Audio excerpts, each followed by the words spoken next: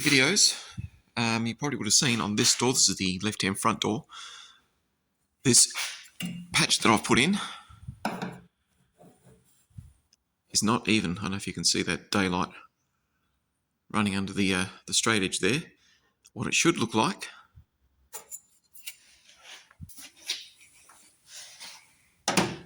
is this.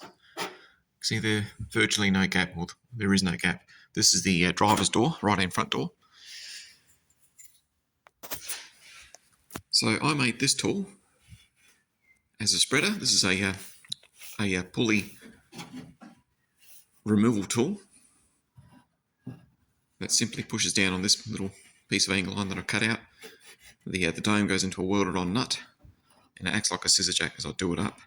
So my plan is to go along and just spread the sheet steel or the door skin, and using the strong part of this frame here as the other side, so I can separate the skin and just stretch it out till it's even. Now the issue I have here with this is that it's actually worked. It's pretty well fixed up the door skin back here, and this is the original door skin. This was also had a dip in it, but it's not reaching back here. So I don't know if you can see that, but yeah, you can see plain daylight through there. That's because this puller tool is only going as far as the very front edge of where the new skin meets the original skin. Now I'm having to change directions here because I cannot get the puller tool that I made to go deep enough into the door. So the only way I'm going to be able to do that is to use my dent puller here and to drill a hole through around about the center of the patch that I made, and just pull it out and see if I can get it out that way. So I've decided I'm going to use my dent puller tool. Now that is about 10 mil, roughly, or was it just over? No, I'm going to say that's 10 mil. 10 mil, and I'll use this drill bit, which I think is 10.5, roughly. Yeah, that's fine, just a bit bigger. And I've welded this washer onto that plate. So basically, this plate's going to go under the door skin, or the patch that I made. I'll drill a hole through there, and this will go through like that. I'll put a nut on the other side and just pull it out, pull the dent out. Well, not the dent, but straighten the patch up.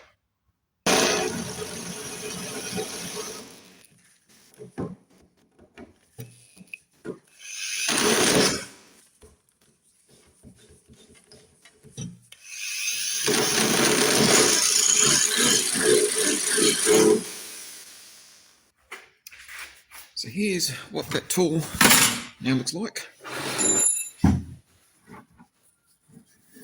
Plate on the inside. Shift it around. It's fairly even, okay. So that's now sitting completely on the patch that I made. And it's just a matter of pulling it out now. Just means I have to weld up that hole when it's done. And I might even have to do another one here and another one there, but it's going to be the easiest way out.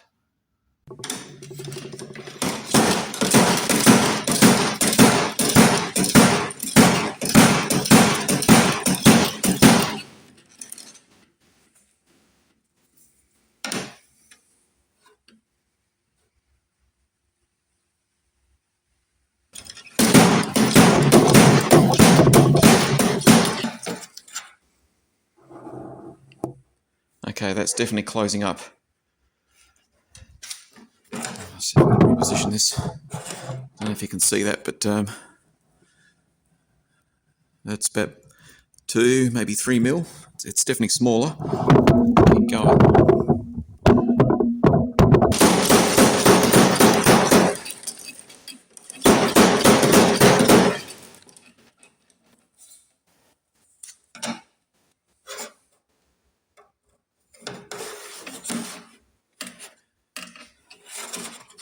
Right, now have a look there, that's pretty much closed. But when I go like this, it opens up, which means there's a new area that I need to pull down on. And that's round about here. So let me put another hole in there and do the same thing.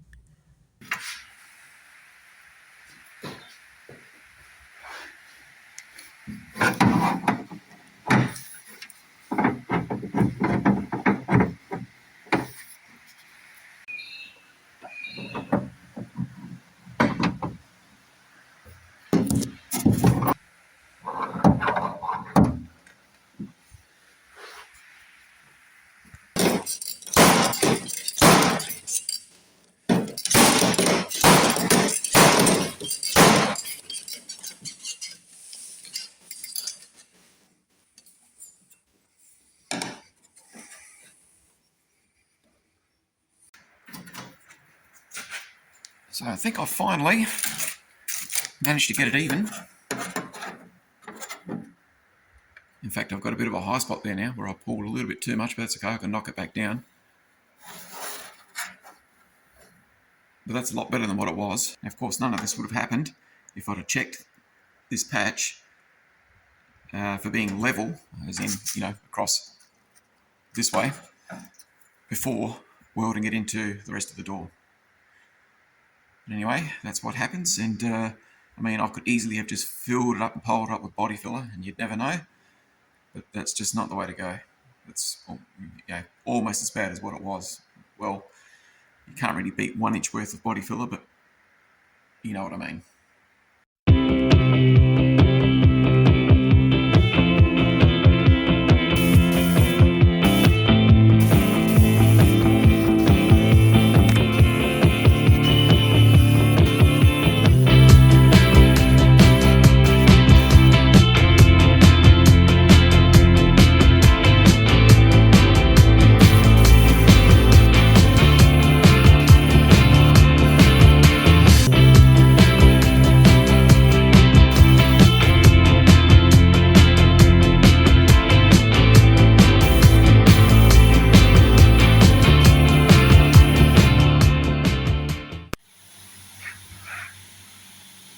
Another pair of doors being stripped down, so just got a little bit more to go.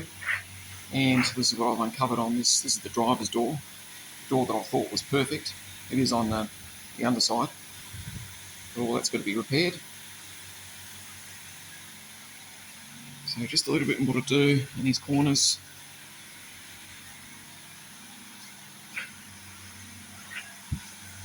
Now I'm not bothering with the inside part. I'll hit it with some primer and I'll scuff it up.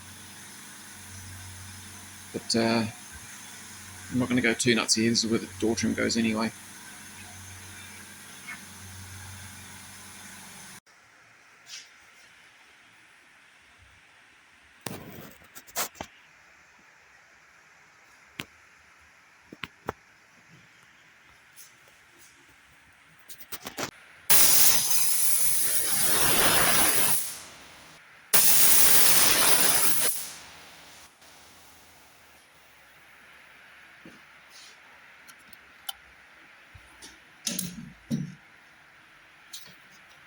So that is now 3 doors completely in epoxy primer, front and back. I've had to do them at separate times, as in I've done the underside, sorry, I've got a mask on, I've done the underside last week. So that's well and truly cured. So here's the last door, strip back and put in epoxy primer. This is the right hand rear door. All the other doors have been epoxied, front and back. Hopefully this one won't be too much repair work. This was actually the worst door for surface rust across the top section here. I'm not quite sure why. Maybe the window didn't seal properly and water got in and sat across the top here. But as far as rust repairs on the face of it and the underside, it's actually pretty good. It's just surface rust. So this could end up being the better door of the lot.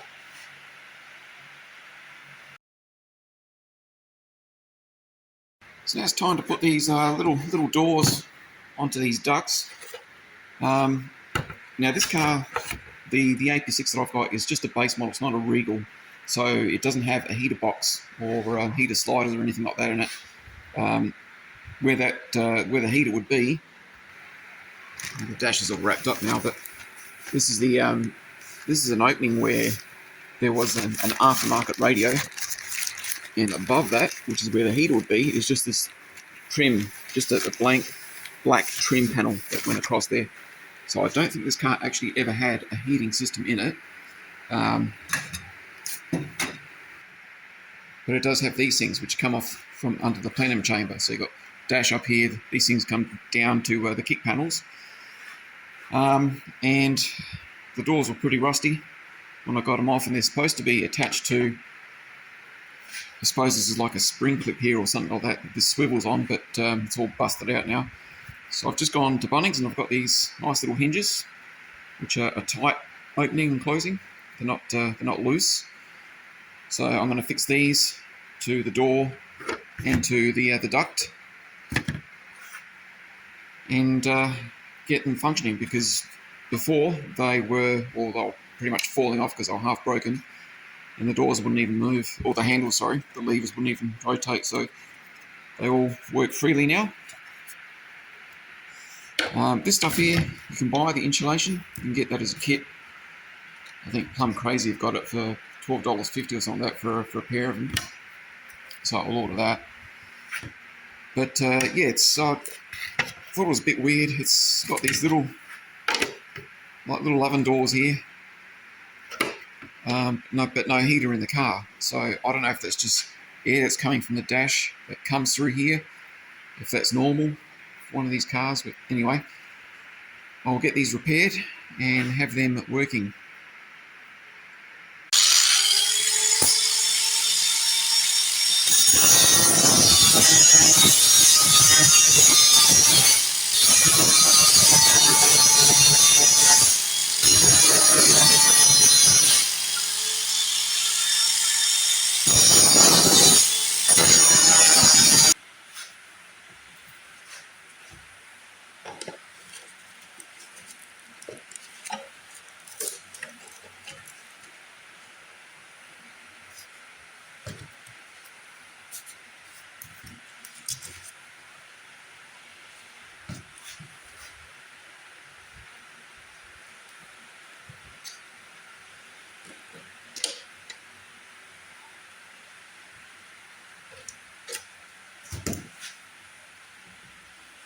That was a bit pointless. I'll ground off the heads of the studs here, hoping that I'll be able to just pull this off of those studs and then knock them through.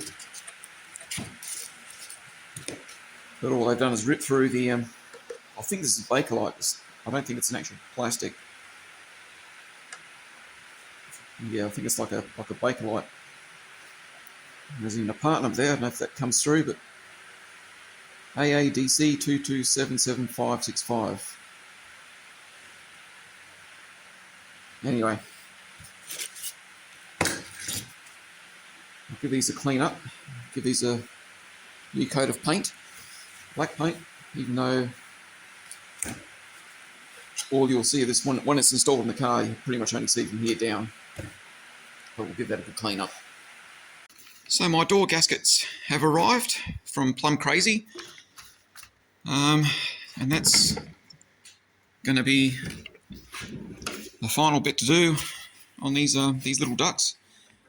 So I'll just put some contact adhesive on these things and put them in there, and that will seal the door when it's shut, so there's no gap through there. Not that I can see too much air coming through this anyway, because as I said earlier, there is no heater on this car. This is just coming from the outside of the car through the plenum and through these ducts. So that's the seals put in. I've just used contact adhesive there to get those on, so it's on. They're on nicely. And the other thing I ordered was these two little bump stops. And it's for the glove box door where it closes. There's a little hole there. There's one on each corner. One there in that corner. It's just to cushion the door when it closes. They might have to actually be pulled in from the other side, but let's see how I go. Oh, that's gone in.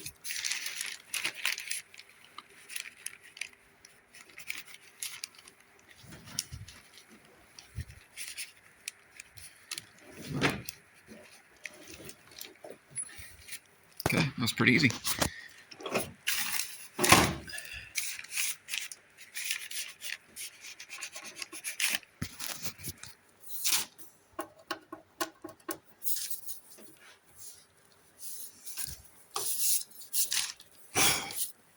That's it. That's a little finishing touch there.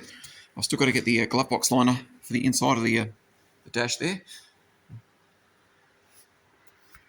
So today is going to be painting the insides of these doors day. I've just scuffed all this with 600 over the primer. And what I'm not going to be painting, obviously, is this part here. This is where the door trim goes.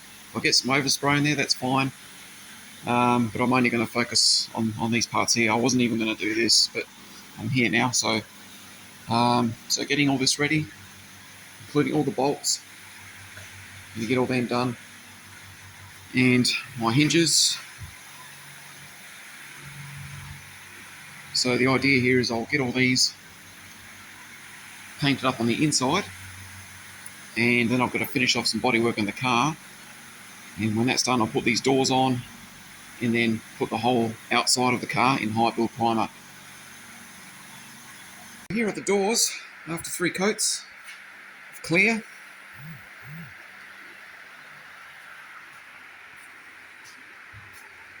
So these are going to look real nice when all those chrome trims are back on or the door cards are on.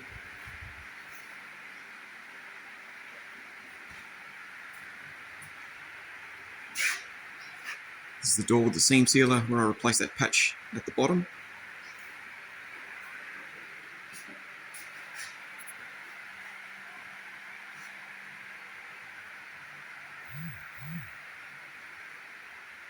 All the hinges are done. And the bolts. So now it's just a matter of waiting for all this to cure, set off. Don't think I'm going to bother wet sanding this unless there's a run somewhere. And put these away and get back on the car.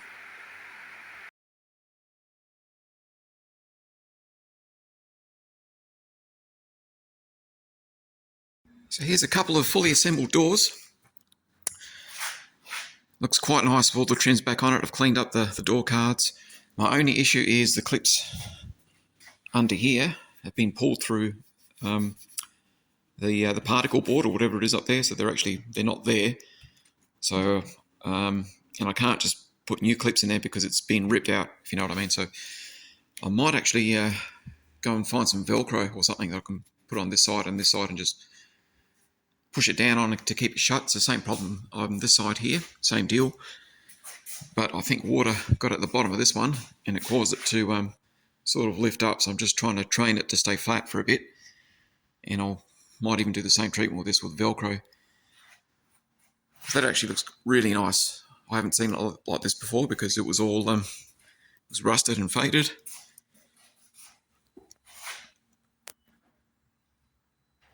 Can't wait to see the whole car like that, actually.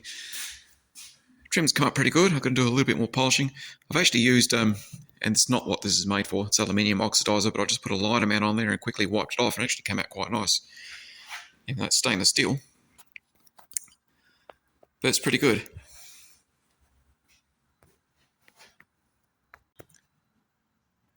The finish on it has come out real nice. Again, this is a base coat, clear coat. I could have gone acrylic, it probably would have been easier to do. But I think this will be a much more durable finish in the end.